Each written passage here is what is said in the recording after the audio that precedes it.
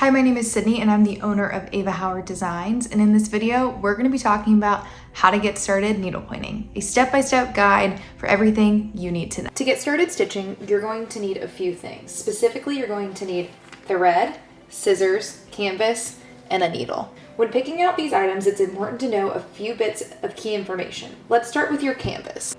Canvas comes in a couple of different mesh sizes, and mesh size is defined as the number of holes per inch on a canvas. So for this canvas, let's figure out what kind of mesh size we have. So when I place a ruler on this canvas, I'm going to count the number of holes within this 1 inch area. So if I were to count these all out, I will count 13 holes, which means that this canvas is a 13 mesh canvas, which is perfect for beginners because it means that there are larger holes to work with. Most canvases come in two sizes, 13 and 18 mesh. So when you are a beginner stitcher and you're picking out a canvas, it's recommended to lean towards more of the 13 mesh canvases until you build up your skill level and get an 18 mesh. Your mesh size is always a good place to start because it also dictates what size needle and what size thread you need. So this is a tapestry needle. Tapestry needles are duller tips and have a wider loop at the top. And for a 13 mesh canvas, you need a different needle size than for an 18 mesh canvas. For reference, for a 13 mesh canvas, you will need a size 20 needle. For an 18 mesh canvas, you'll need a size 22 needle. So we're using a 13 mesh canvas today, so I've got a size 20 needle right here on our design. For a fun downloadable chart that you can keep in your project bag, I will put a link to a needle size chart in the description of this video. So threads can vary in all different types of thickness. So it's important to figure out the mesh size of your canvas first because that'll tell you what type of thread you need for your canvas. So this is one of my favorites. This is Silk and Ivory. It is a 50-50 merino wool and silk blend. And you can see that this is a little bit of a thicker thread compared to Vineyard Silk, which is 100% silk. It's a little bit thinner, better for an 18 mesh canvas. And then this is Pepper Pot. It's a tiny bit more affordable, 100% silk, great thread as well. So for our stitching purposes today, I'm going to be using Silk and Ivory. It comes in a bunch of wonderful colors. This is the color Crab I will be using for our canvas. And it's important that you pay attention to the tags and always keep these. This is what's called the lot number and the color. The lot number refers to the batch or the dye lot that this thread was dyed with. So if you were stitching your canvas and you run out of thread, it's really important that you have this because each dye lot is slightly different. So if you were to run out of thread, you want to make sure you get some from the same dye lot, or else you'll be able to see the color variation in your stitches. Next up, you're going to want a pair of embroidery scissors. These are tiny little scissors with a very fine tip, as you can see, versus these are what I would call sewing scissors. These are gingham scissors. They've got a very large blade and tip, so you can't get up close and really tight on the canvas when you're cutting your thread. So highly recommend getting a good pair of embroidery scissors. These will not break the bank. You can get them on Amazon or at your local needlepoint store. Much better to work with when you're working with fine threads like a silk blend or just a full silk. Okay, so let's talk about how to cut our thread because that's the first step. So like I said, we're going to be using a Silk and Ivory blend for this canvas. I am going to be using this, but I've already cut it. So I'm going to use this as an example of how to cut. So when you get your thread like this, you're going to want to separate it and pull it apart until you can kind of get this chunk separated right here. And then we're going to cut right here with our scissors. Cool.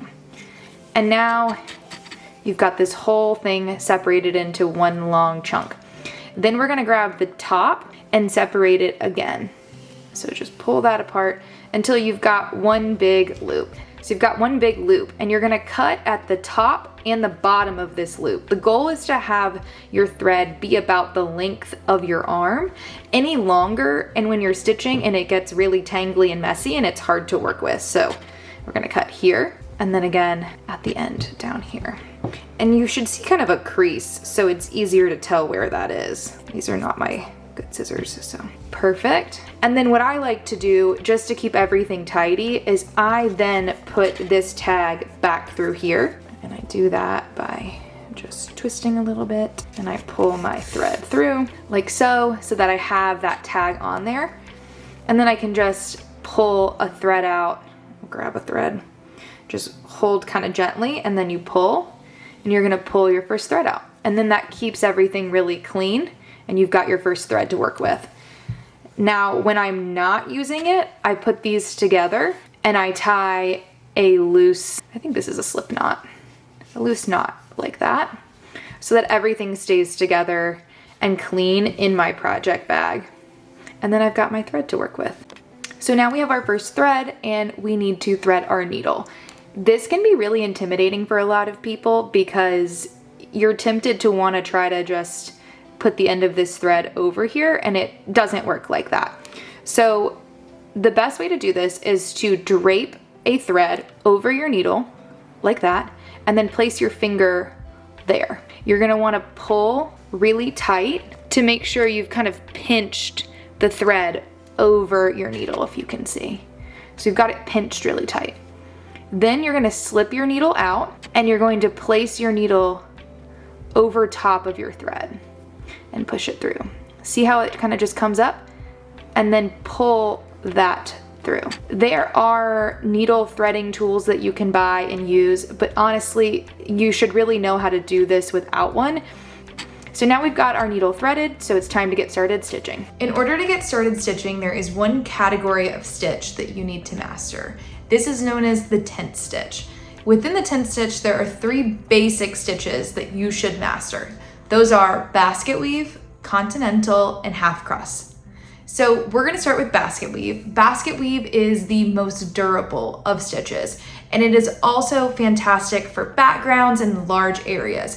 The reason it's super durable is because it creates this basket weave type pattern on the back of the canvas, thus the name. And it is wonderful to prevent distortion. So distortion is when your canvas kind of skews to the left or the right. If you've ever seen a canvas that's been stitched and it looks like this, that's distortion. So this is a fantastic background stitch. The next great stitch is continental. This is perfect for letters or small areas that you really can't do a basket weave stitch in, it's too small. And so you're gonna learn to do continental stitch. It also has good durability. It's not as durable as basket weave, and it also has low distortion, which is wonderful. These 2 stitches are gonna be the ones that you use all the time as a beginner. You're gonna go back and forth between the 2 of them.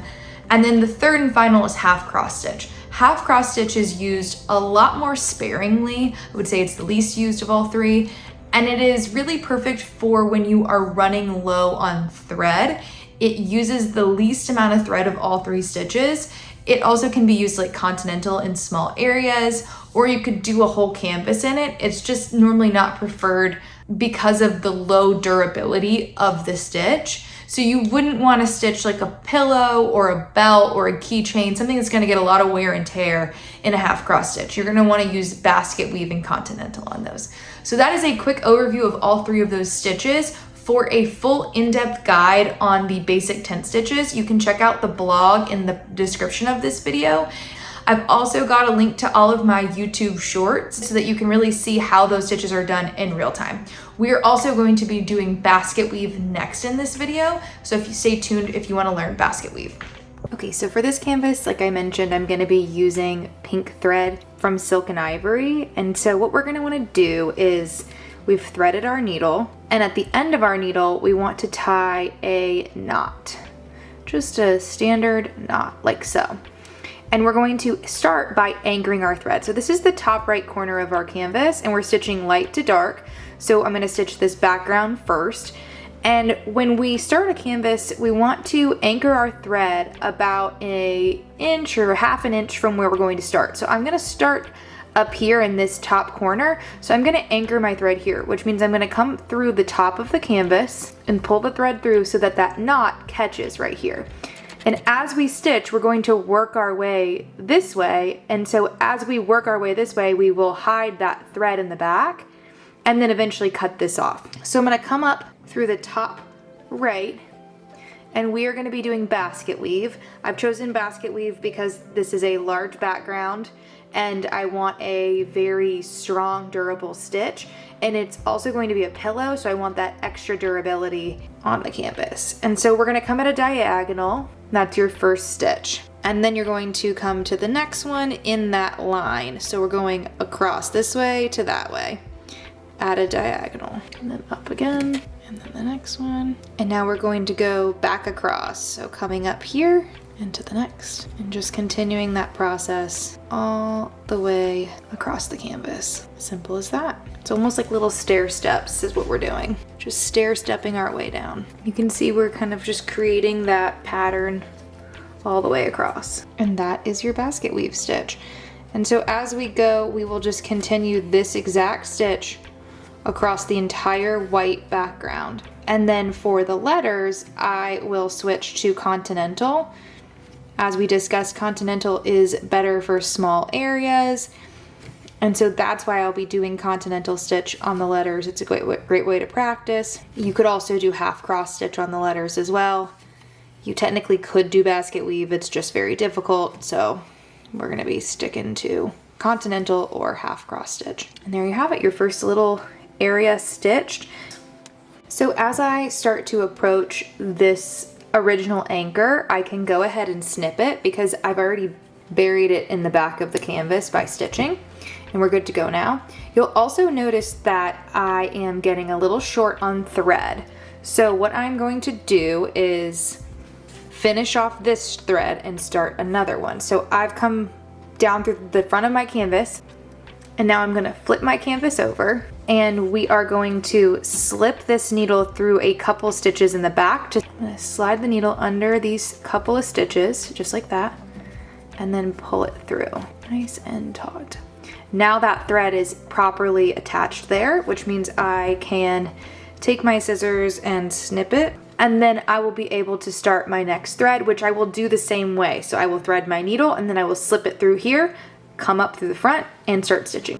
So I have my next thing of thread. I'm going to slide it up through here to anchor it in. You want to leave a little bit of an edge, and then I like to hold it in place while I stitch just until it gets started, and then I will come up with my needle through the front of the canvas and start stitching where we left off. And just like that, we're back to it.